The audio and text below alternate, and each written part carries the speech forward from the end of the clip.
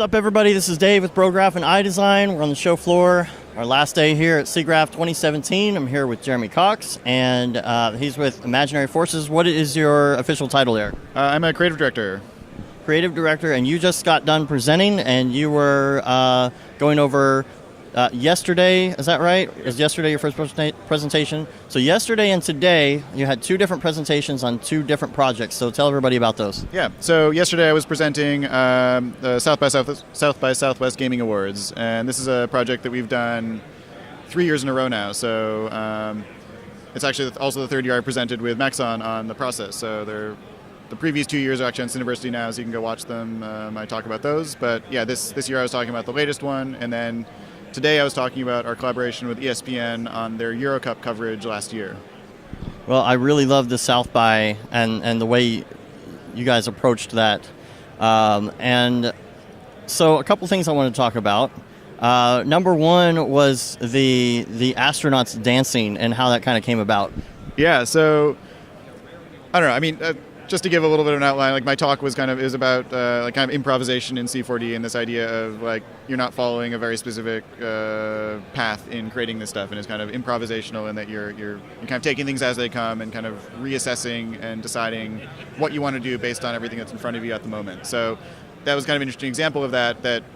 I mean, we decided we wanted this thing with like this miniature civilization, and so we ended up using Mixamo to animate all of these characters. And as a part of testing Mixamo, it was just we just downloaded a bunch of animations and just played around with them, like with no intention of what we were doing with them. It was just kind of like R&D, literally just like, how does this work? When we download it, what do we get? Okay, this FBX, we open it, we retexture it, how does it look? Kind of just all of that stuff. So as a part of that, we one of them was like a guy playing guitar and like a bunch of guys dancing. And so we just kind of downloaded these things and just having fun. It was just like having a laugh, and like people would come over and laugh at what we were doing and like, what the hell are you working on?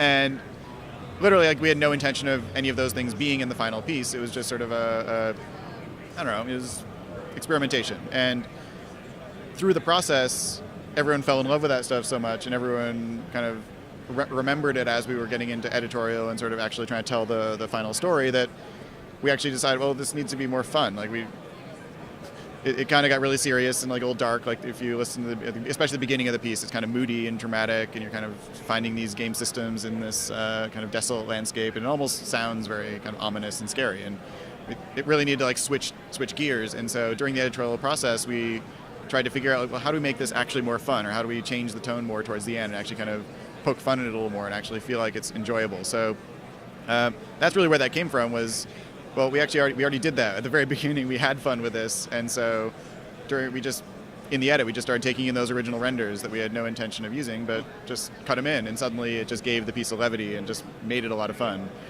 And that's really how a lot of these projects work. Is that it's you have these preconceived notions about what it's going to be, and that can often lead you down very strange directions that may or may not be right. But allowing yourself to kind of forget what you maybe originally thought it should be, and let the project kind of tell you what it wants to be, and kind of reassess it as it's happening, because that is the process of critiquing, and you just need to sort of distance yourself a little bit and forget a little about what you originally wanted to achieve, and decide where you end up wanting to be, and where it's going to be the final product that is going to best achieve the goal that you're trying to achieve. Cool. And so render engine wise, you mostly use physical render, is that right? Yeah. And that's partially just me, because I'm kind of lazy and don't like learning new things sometimes. So, but yeah, I talked a little about this in the presentation, that early on, one of the first things I did in this project was figure out the landscape texture. And that was sort of, for me, a really pivotal thing of the project that I really wanted to make look really beautiful and look tactile and really look like it was something that, I don't know, as photoreal as we could make it. And given that I am traditionally very comfortable in physical, I just ran in and started playing with the C4D noises and things that I always jump into those and just start layering things together. And within a few hours, I was like, yeah, this is kind of working. I really like this. And then started rendering some things, did some test renders, and was really happy with how it was looking. And then we were sort of thinking, well, do we really want to do this in physical? And we've done a certain amount of Octane. We've done V-Ray for C4D a fair bit. And in the end, it ended up that we were able to solve the problem in a very simple way, that we didn't use any GI. It was all ambient occlusion with essentially just a single light source with a little bit of fill light to kind of fake some GI. And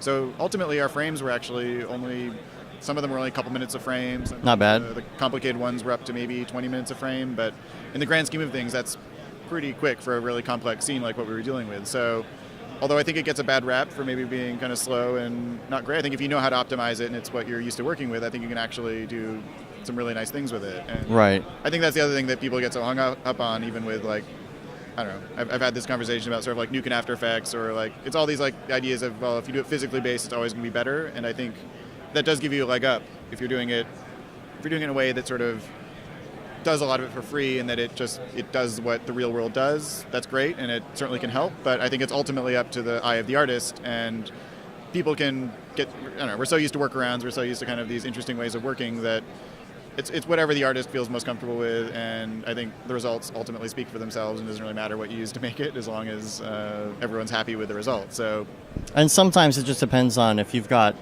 contractors or other people working with you. Yeah, and so we use all sorts of different software and things, and it completely depends on who we're using, and like, we do a fair bit of Maya, we do C4D, we do Nuke, we do all these different programs, and like you said, sometimes it's sometimes we know a job needs to be done a certain way just because we are trying to achieve a certain thing. We know that there is a best way to achieve it, but often it's who's available as freelancers, because we are a relatively small company.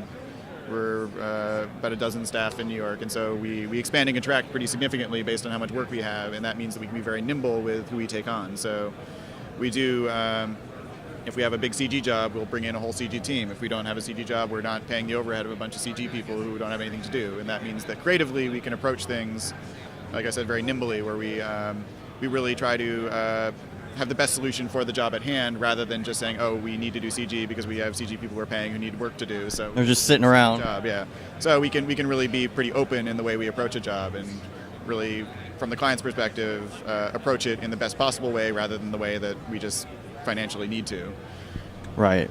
And as far as the ESPN Euro Cup, is that right? Yep.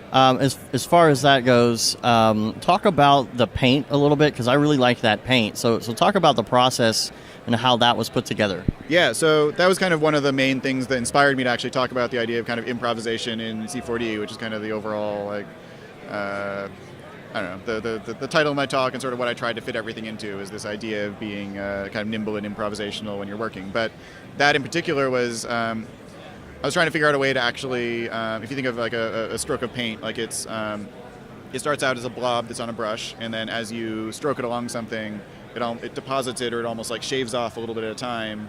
And so if you think of it, that blob of paint is actually the full stroke almost like compressed down into a blob. So that's almost the way we thought about creating it, was we wanted to get that physicality of the actual kind of unraveling or depositing or kind of spreading of the paint. And to get that, we thought of it as, okay, here's our final paint stroke, let's squash it together and make this little blob out of it, and then slowly kind of leave behind the bits of stroke as it goes. And conceptually that came, we arrived on that, but we didn't really know how to create it. Like, that's kind of a complex thing to try to figure out how to actually do. So what I ended up finding was the freeform deformer, the FFD in C4D.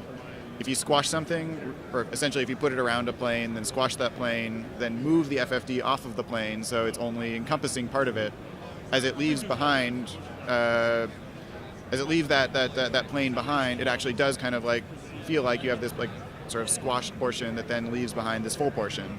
And I don't think anyone imagined that deformer was going to be used that way, and I think that's kind of the fun of it, is like right. It's taking the way something was intended to be used, and almost like, I wouldn't call it a bug, but it's like almost a bug style thing, where it's like you're finding these weird like idiosyncrasies of how something works and actually using it to your advantage. And that's the kind of thing that takes, maybe it's like a couple hours worth of just kind of like tinkering around and trying things. And I had all these other ideas of other deformers that might do a similar thing, but that was the one that ultimately just drag it along, and you leave behind this trail of paint. And then combined with all these other deformers of kind of displacers and I don't know, it's just along with then ultimately spline wrapping it around a spline to get it to kind of flow. But then even on top of that, adding everything had a bit of momentum to it. So feeling like it's actually, to make it feel like it's physical, everything, there should be some gravity, there should be some momentum. So actually feeling like the paint kind of continued to move after it was left behind.